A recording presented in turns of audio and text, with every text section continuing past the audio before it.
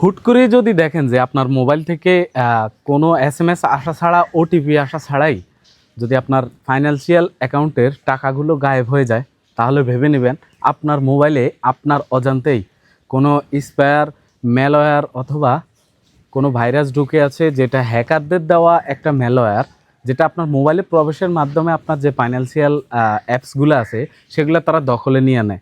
এবার আপনার প্রশ্ন উঠতে পারে কিভাবে তারা এই কাজটুকু করে থাকে। আমি যদি বলি তারা আপনার মাধ্যমেই আপনার মোবাইলে প্রবেশ করে থাকে।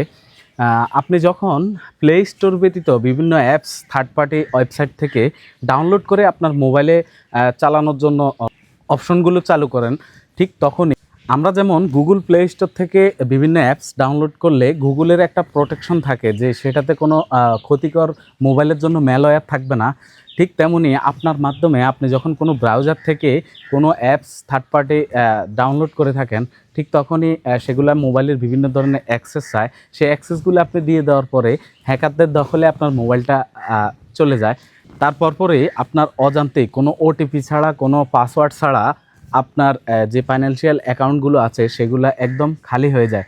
সুতরাং প্লে স্টোর ব্যতীত মোবাইলের সুরক্ষা যেখানে আছে সেখান থেকে ব্যতীত থার্ড পার্টি কোনো ওয়েবসাইট থেকে আপনারা অবশ্যই মোবাইলের জন্য কোনো অ্যাপ্লিকেশন বা যেটাকে আমরা অ্যাপস বলে থাকি সেটা ডাউনলোড হতে বিরত থাকবেন।